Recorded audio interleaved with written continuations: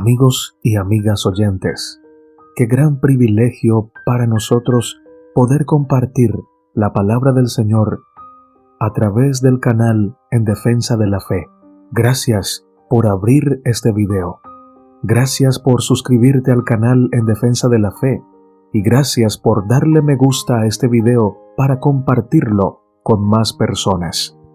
Desde Colombia te saluda tu hermano Natanael Baloyes, anhelando para ti las más grandes bendiciones de nuestro Dios.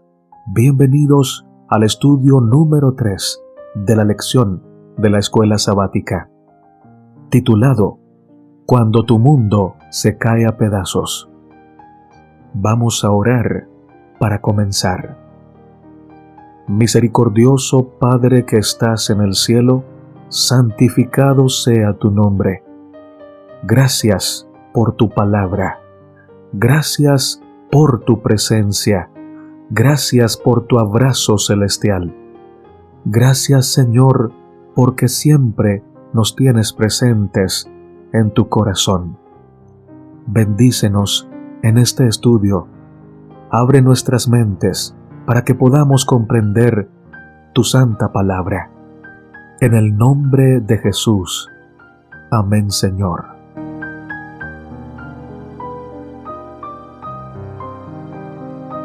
Texto para memorizar. Isaías 7:9. Si vosotros no creyereis, de cierto no permaneceréis. Creer en algo o en alguien por momentos se torna un poco difícil.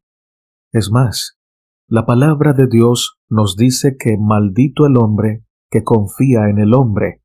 Sin embargo, muchos de nosotros en algún momento hemos depositado nuestra confianza en alguna persona y hemos salido desfraudados, desconsolados. Ahora, tenemos que dejar en claro que la confianza de la que habla la Biblia es una confianza que pone primero al hombre que a Dios.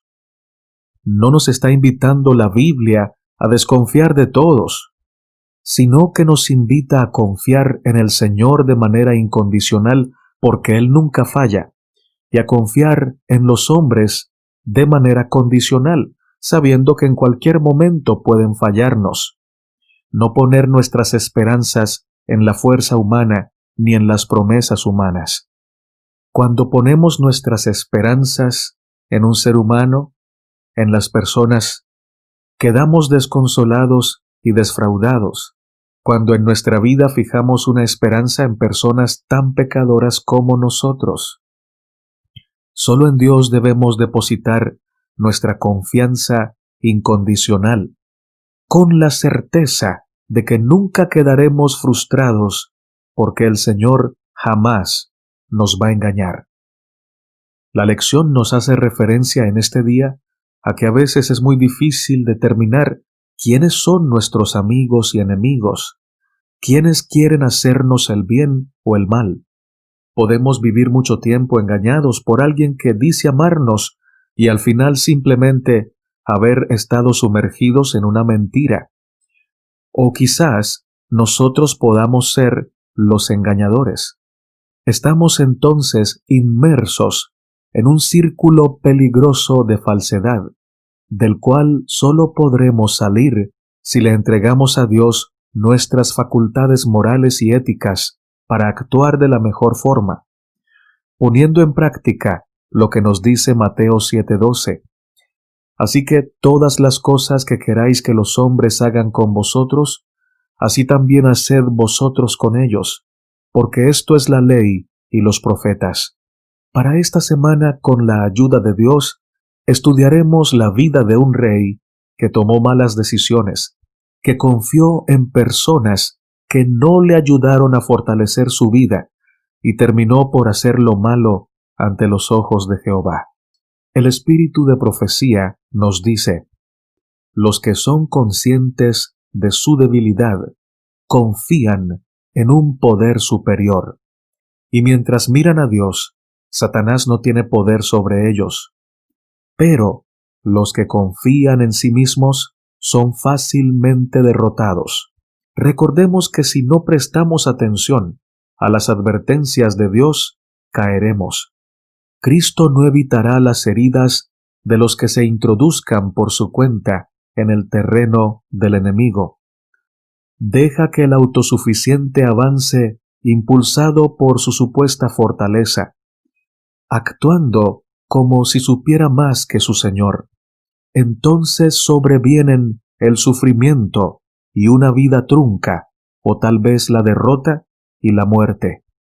Matutina Cada Día con Dios, página 257. Lección para el día domingo, 10 de enero. Peligro del norte.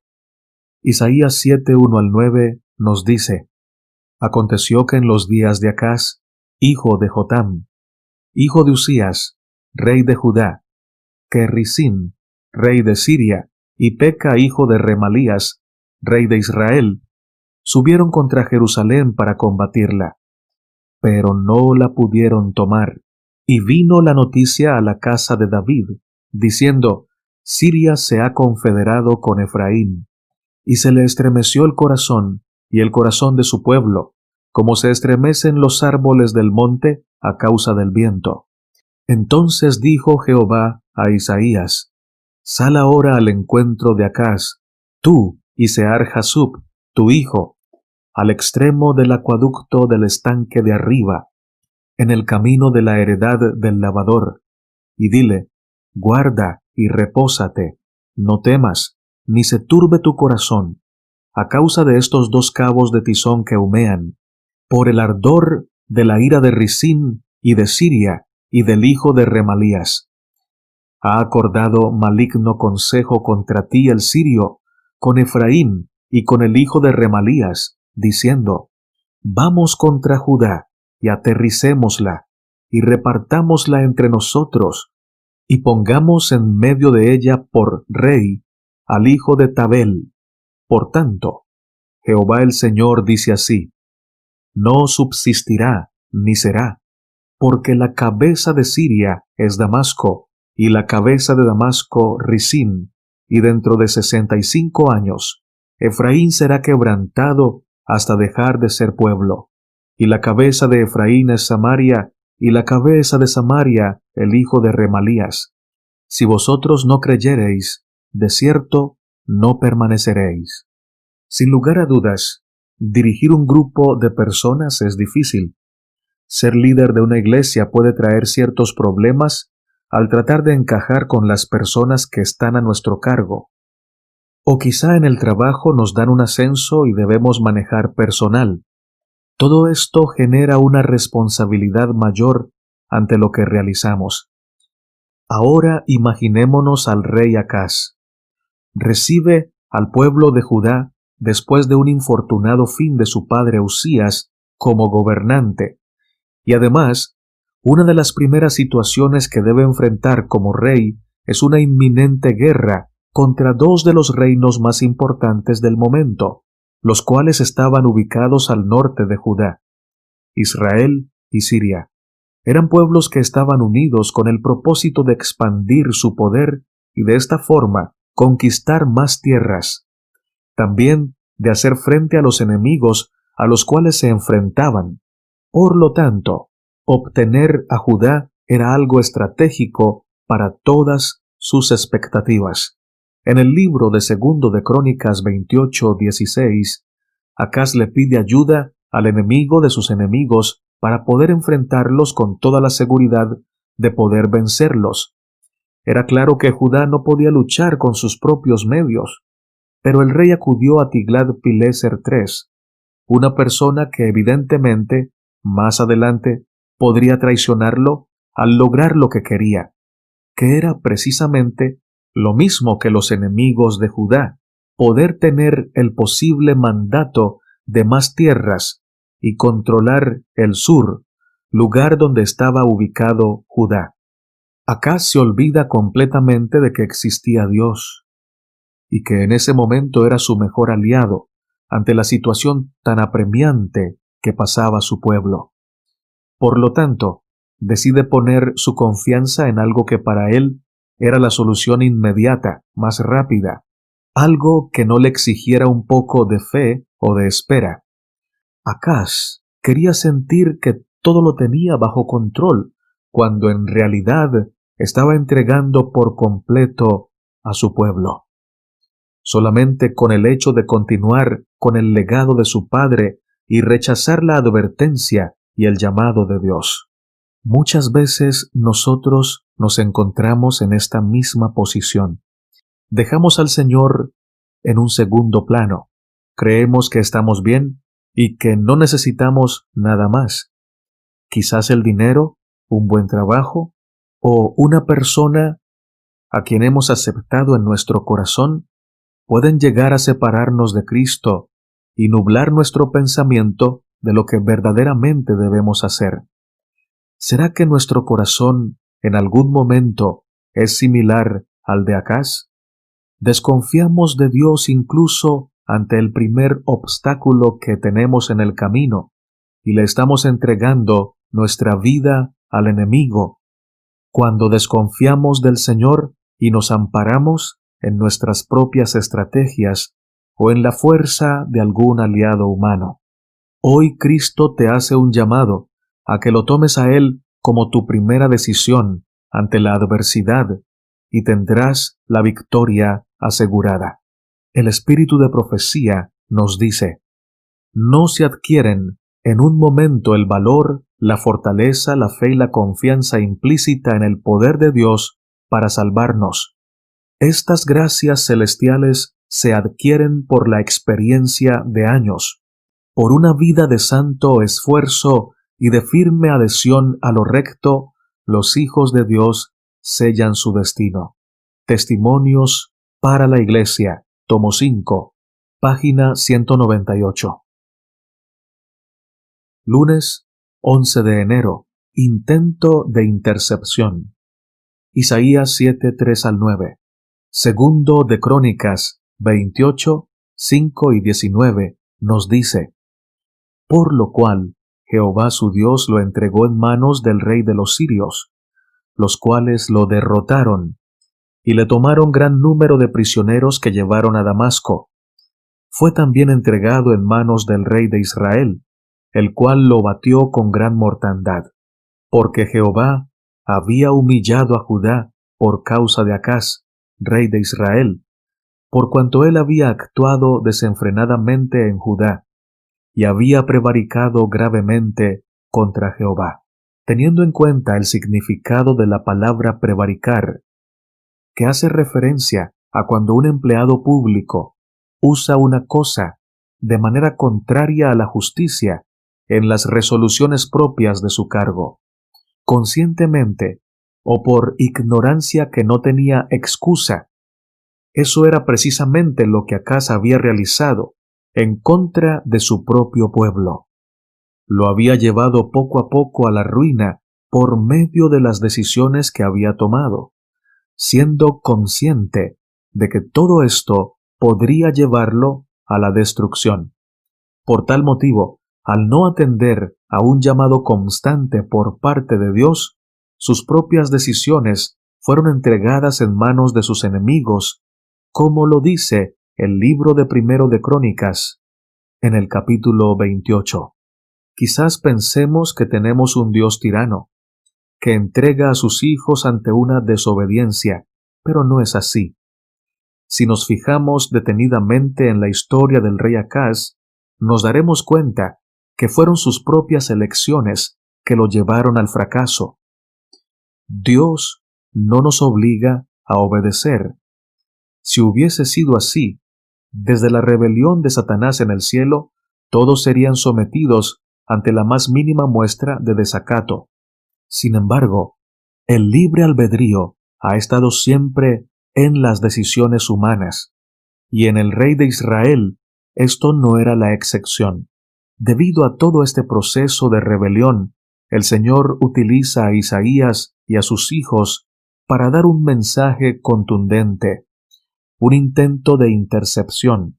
El profeta acude al encuentro del rey con su hijo Sear-Jasub, cuyo nombre tenía un significado bien particular para el tiempo y las situaciones que estaba viviendo el pueblo de Judá. Significaba un remanente volverá. Acaz recibe una fuerte advertencia a arrepentirse de sus pecados para no caer en un cautiverio con la plena confianza de que Dios le sustentará en todo momento. En otras palabras, el Señor le dice, si el remanente de Judá se arrepiente y vuelve a mí, no irá cautivo.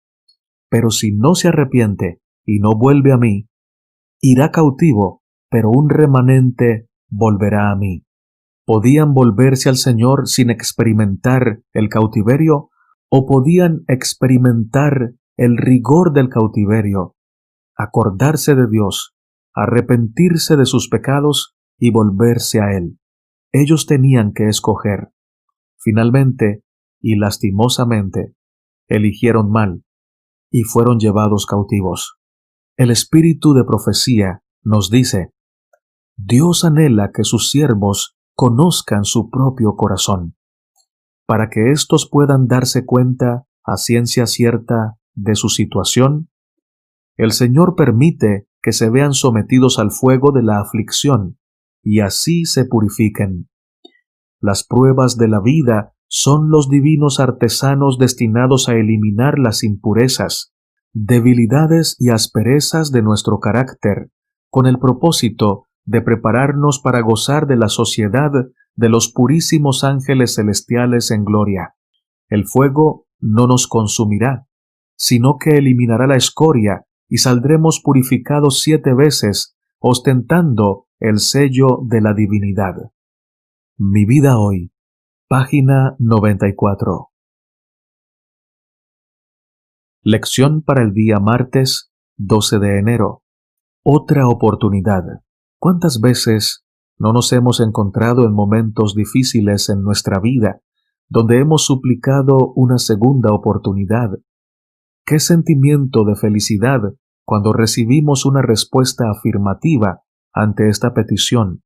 Sin duda, una nueva oportunidad es sinónimo de renacer, de volver a empezar, de echar al fondo del mar los errores cometidos y tener la certeza de construir un camino nuevo. Esto, precisamente, fue lo que sucedió con el rey Acaz. Dios le dio el privilegio de volver a comenzar. Isaías 7, 10 al 13 nos dice, Habló también Jehová a Acaz, diciendo, Pide para ti señal de Jehová tu Dios, demandándola, ya sea de abajo en lo profundo, o de arriba en lo alto. Y respondió Acaz, No pediré, no tentaré a Jehová. Dijo entonces Isaías, Oíd ahora, casa de David, ¿os es poco el ser molestos a los hombres, sino que también lo seáis a mi Dios? ¿Qué le pedirías a Dios si Él te diese la oportunidad de elegir lo que quieras? Acaz no tenía límite para contestar al Señor la afirmación realizada. Podía pedir cualquier prueba, cualquier cosa, como señal de que Dios estaría con él. Sin embargo, ni siquiera de esa forma, Dios logró persuadir al rey para que entendiera su voluntad y viera su gran poder en medio de las decisiones tan importantes que debía tomar en su mandato. La lección de este día termina diciendo, pero Acaz ni siquiera estaba dispuesto a permitir que Dios lo ayudara a creer.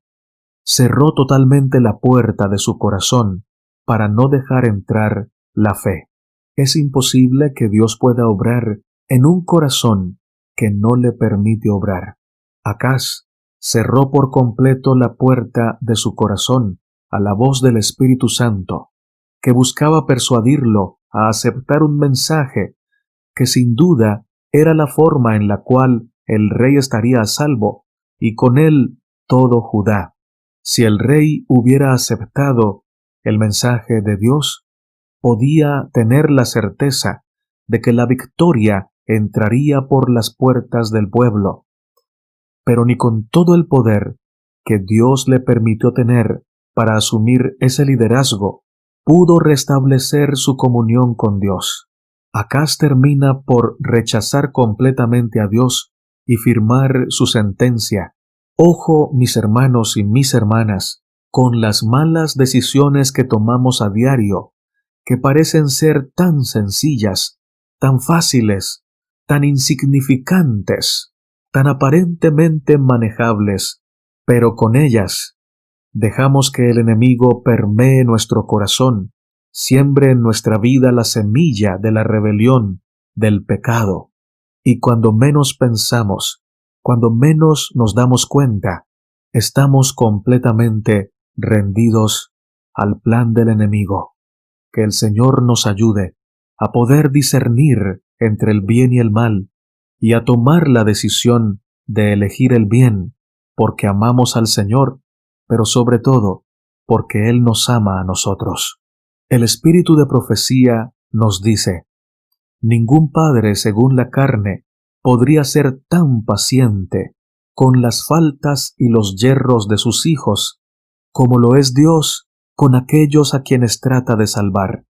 Nadie podría arguir más tiernamente con el pecador. Jamás enunciaron los labios humanos invitaciones más tiernas que las dirigidas por él al extraviado. Todas sus promesas, sus amonestaciones, no son sino la expresión de su amor inefable.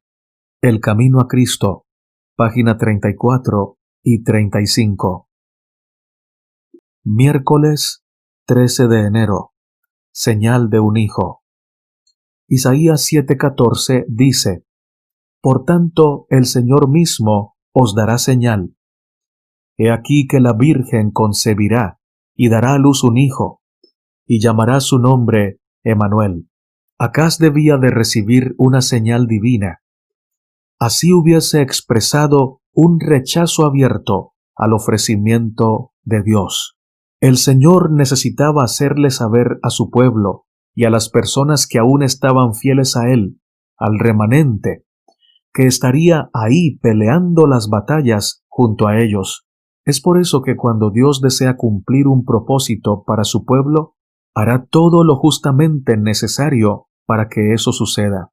Probablemente nosotros le rechacemos constantemente y decidamos apartarnos de Él haciendo nuestra voluntad, pero el Señor seguirá ahí, buscando la forma, la señal necesaria que le permita habitar entre nosotros y ayudarnos a salir del vacío, del abismo del pecado en el cual nos encontremos. En el texto de Isaías 7:14 hay una promesa que muchos de nosotros ya conocemos: un hijo, una nueva esperanza, una manera de Dios de decirle al rey y a su pueblo que iba a habitar entre ellos. Aunque bíblicamente la lección nos decía que no se sabe con certeza el cumplimiento literal de esta promesa, de quién exactamente es el hijo y su madre en el tiempo de Isaías, sí podemos inferir algunos detalles importantes con base en este texto. En primera medida, podemos analizar que Dios requería de un rey que aceptara su voluntad y que sobre todo la pusiera en práctica. Por ende, el rey Ezequías, hijo de Acaz, es una de las opciones más acertadas para señalarle como el hijo de la promesa. Sin embargo, que esta promesa se cumpliera en Ezequías no es aceptado por muchos estudiosos de la Biblia.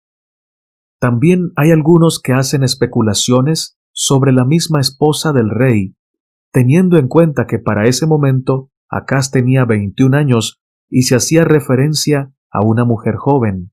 Otros mencionan que probablemente pudo haber sido la esposa de Isaías, ya que uno de sus hijos había sido llamado para dar un mensaje importante al pueblo, y por esto a la esposa de Isaías se le llama profetisa, porque el hijo que dio a luz era la profecía que esta mujer le estaba entregando al pueblo por voluntad de Dios. Así que no sabemos con exactitud, según los estudiosos de la Biblia y según la lección de este día, quién haya sido el resultado de esta promesa, quién fue el hijo en el que se cumplió literalmente la promesa y la señal de Dios, pero sí de la forma tan majestuosa que Dios utilizó para que su pueblo sintiera su presencia. ¿Cuántas veces el Señor te ha demostrado que está contigo? Inclusive ha usado señales para que tú tengas más fe. ¿Cuán importante debería ser esta promesa para aferrarnos a la salvación que se nos ha prometido?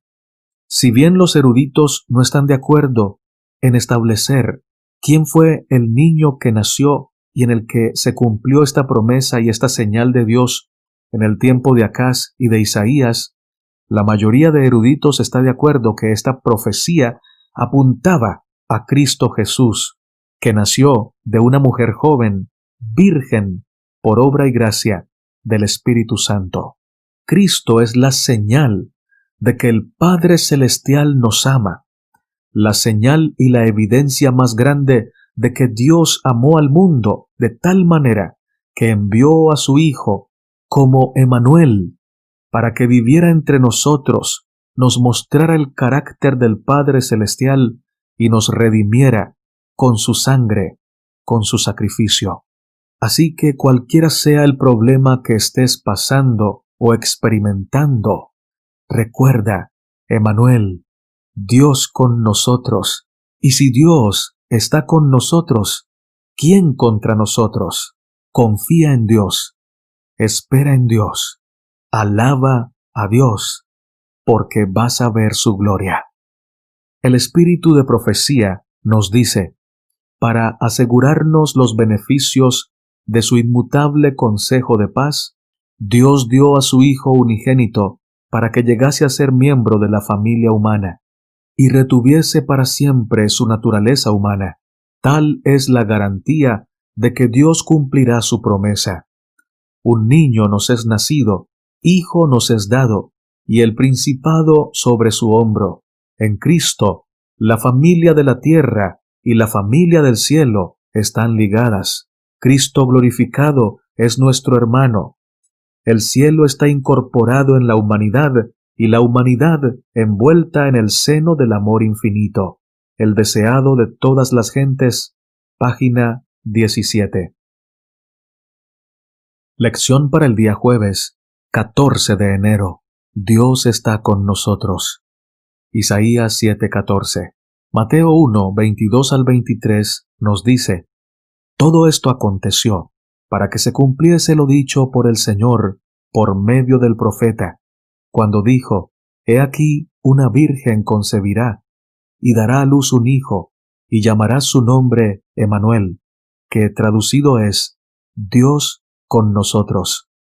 Sin lugar a dudas, el significado de esta promesa es algo que nos debe tocar en lo más profundo del corazón en estos tiempos.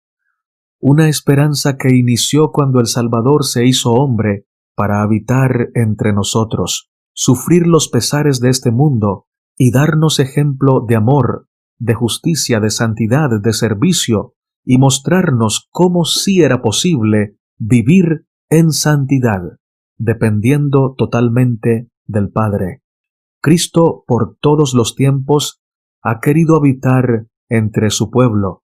No importando la situación en la que nos encontremos, Él ha buscado la forma de morar en nuestra vida, de acompañarnos en el dolor, la tristeza, la desolación, la amargura, el desasosiego, la incertidumbre, la soledad, etc. El hecho de que Dios esté con nosotros no quiere decir que no vayamos a pasar por alguna dificultad, pero sí nos asegura que en medio de ese problema, el Rey de Reyes estará a nuestro lado, irá adelante peleando nuestras batallas. Salmos 23:4 nos dice, aunque ande en valle de sombra de muerte, no temeré mal alguno, porque tú estarás conmigo. Tu vara y tu cayado me infundirán aliento. La palabra de Dios está inundada de historias y manifestaciones en las cuales el Señor demostró que estuvo con su pueblo en momentos difíciles, cruciales, donde solo su presencia podía salvar a sus hijos. Daniel en el foso de los leones, los 3 amigos de Daniel allí en el horno de fuego, Israel cruzando el mar rojo, David venciendo a Goliat. Desde el principio de los tiempos, el Señor ha querido estar entre nosotros, y esta debe ser una promesa que nos motive a buscarle, a recibir todas las bendiciones que tiene preparadas para aquellos que tomen la decisión de aceptar el llamado. Un llamado de salvación, de restauración, de un cambio total para vida eterna. Eso es precisamente lo que causa Dios cuando está entre nosotros. ¿Decides hoy ser consciente de que Dios está siempre contigo?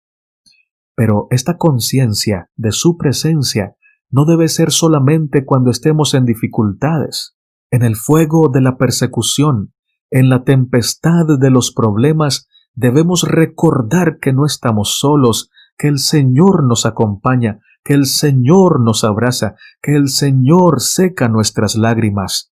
Pero también en los momentos de alegría, de triunfo, de victoria, de gozo extremo, debemos recordar que le debemos todo a Dios, que le debemos a Él, a su presencia, a su guía, a su dirección, nuestros triunfos, nuestras victorias, nuestras alegrías.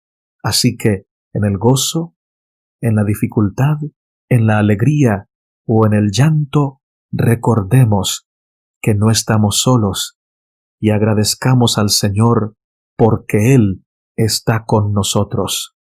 El espíritu de profecía nos dice: Jesús leía el carácter de sus discípulos. Sabía cuán intensamente había de ser probada su fe. En este incidente sobre el mar, deseaba revelar a Pedro su propia debilidad para mostrarle que su seguridad estaba en depender constantemente del poder divino. En medio de las tormentas de la tentación, podía andar seguramente tan solo si, desconfiando totalmente de sí mismo, fiaba en el Salvador. En el punto en que Pedro se creía fuerte, era donde era débil, y hasta que pudo discernir su debilidad, no pudo darse cuenta de cuánto necesitaba depender de Cristo. Si él hubiese aprendido la lección que Jesús trataba de enseñarle en aquel incidente sobre el mar, no habría fracasado cuando le vino la gran prueba. El deseado de todas las gentes, página 345. Lección para el día viernes 15 de enero, para estudiar y meditar. ¿Alguna vez le has pedido una señal a Dios para saber qué decisión tomar? Sin duda, es algo que muchos de nosotros en algún momento de nuestra vida hemos realizado. Por instantes la incertidumbre nos embarga y nubla nuestro sentido común. No sabemos qué hacer, qué camino tomar. Ante esto, debemos tener la plena certeza de una vida en completa comunión con el Señor. Cuando estamos en comunión con Dios y alimentamos nuestra mente, nuestro corazón, nuestro ser entero con su palabra, no andamos en la oscuridad, no andamos en la indecisión, porque conocemos su voluntad. Sabemos que lo que Él busca es nuestra santificación, y por lo tanto, siempre que tengamos que elegir entre dos opciones, no vamos a estar dubitativos o inseguros. Sabremos que debemos tomar la decisión que esté fundamentada en la palabra de Dios que nos santifica. Si hay dos opciones, siempre elijamos aquella que no nos lleve a transgredir algún mandamiento de Dios. Ese es el camino seguro. El que quiere hacer la voluntad de Dios sabe cuál es la voluntad de Dios, porque el Señor se la revela claramente. En términos generales, la lección de esta semana nos lleva a tener en cuenta dos caminos, dos posibles soluciones, dos decisiones: creer o no creer, confiar en Dios o confiar en la fuerza humana. En el tiempo del fin, es esto lo que realmente habrá determinado nuestra redención. Si elegimos a Cristo o elegimos a la bestia. Oh hermano y hermana, que nuestra principal oración sea que el Señor nos ayude a amarlo por encima de todas las cosas, que nos dé profundo discernimiento, comprensión y aceptación de las promesas y señales que Él nos da, que dejemos que Él habite en nuestro corazón para siempre, que lo restaure y que nos prepare para vivir con Él por la eternidad. Jeremías 29:11 nos dice: porque yo sé muy bien los planes que tengo para ustedes, afirma el Señor, planes de bienestar y no de calamidad, a fin de darles un futuro y una esperanza. Confiemos en su palabra. No hay error en confiar en el Señor. No hay pérdida. No hay opción al fracaso. Si confiamos en el Señor, si obedecemos su palabra por su gracia, solamente nos espera el triunfo y la victoria que están asegurados porque estamos con el triunfador, con el vencedor que es Cristo Jesús. ¿Quieres vencer hoy junto al Señor Jesucristo? Yo también quiero. Vamos a orar para terminar. Dios de Abraham, de Isaac y de Israel, con solemne consagración nos acercamos a tu presencia, cubiertos por la sangre de Cristo. Gracias por darnos libre entrada al trono de tu gracia. Gracias por recibirnos con los brazos abiertos. Gracias, Señor, porque cuando todos se han ido y nos han fallado, tú te quedas con nosotros. Tú secas nuestras lágrimas. Tú nos abrazas y quitas el peso del pecado, quitas la carga del pecado y nos llenas con tu paz, con tu perdón, con tu gran amor. Gracias por darnos tu palabra. Gracias por darnos tantas evidencias, tantas señales de tu gran y eterno amor. Gracias porque Cristo, su vida pura, su muerte, su resurrección, su intercesión en el cielo por nosotros, es la mayor evidencia, la mayor señal de tu amor para con tu pueblo. Ayúdanos a vivir a la altura de tan grande privilegio de ser llamados tus hijos. No queremos solamente aprovecharnos de los privilegios que nos das, queremos también obedecerte, queremos también vivir en santidad para que tu nombre sea glorificado en nuestra vida. Señor, nuestro corazón llora porque reconocemos que en muchas ocasiones y de muchas maneras te hemos fallado. Hemos dado mal testimonio. Hemos hecho que la gente que te conoce a través de nosotros critique tu iglesia, critique tu palabra y hasta blasfeme tu nombre. Perdónanos, Señor. Perdónanos, por favor. Danos un verdadero arrepentimiento, un verdadero dolor por el pecado, dolor por haberte fallado. Pero pon también en nuestro corazón esa fe, esa firmeza, esa valentía, esa lealtad, esa obediencia que solo viene de ti, para que podamos estar firmes, para que podamos resarcir todo el daño hecho, cambiar la maldición en bendición, y que esas personas que nos vieron testificando mal de tu palabra puedan ver tu luz en nosotros, puedan ver, Señor, que tú eres bueno, que tu misericordia es para siempre, que tu palabra es verdad. Danos esa segunda oportunidad de portarnos a la altura de llevar tu nombre escrito en nuestra frente, santidad a Jehová. Clamamos, Señor, desde el fondo de nuestros corazones, por cada uno de nuestros familiares que todavía no te conocen. Queremos verlos venir a tus pies. Úsanos como instrumentos para mostrarles tu luz. Sálvalos, oh Señor, libértalos, oh Señor, porque tú lo quieres hacer. Oramos también por nuestros hijos, por nuestras hijas, para que sean rodeados por tu gracia, por tu sabiduría, por tu misericordia, que tu poder los liberte si están esclavizados del pecado, de algún vicio o de malas amistades. Sálvalos, Señor, te lo rogamos, porque tú lo quieres hacer y porque tú lo puedes hacer. Oramos también por los enfermos de tu pueblo, para que sean sanados, puedan ver tu gloria y puedan testificar de tu poder. Si es tu voluntad, Señor, sánalos físicamente, pero también espiritualmente sobre todo. Gracias porque nos escuchas. Gracias porque nos bendices con toda bendición espiritual en los lugares celestiales. Oramos en el nombre de Cristo Jesús. Amén. Hermano y hermana, si este mensaje te ha bendecido, te ha edificado, te invitamos a darle me gusta. Te invito a suscribirte al canal En Defensa de la Fe para que puedas seguir recibiendo notificaciones de videos como este que subimos durante la semana. También te invito a compartir el mensaje con tus contactos.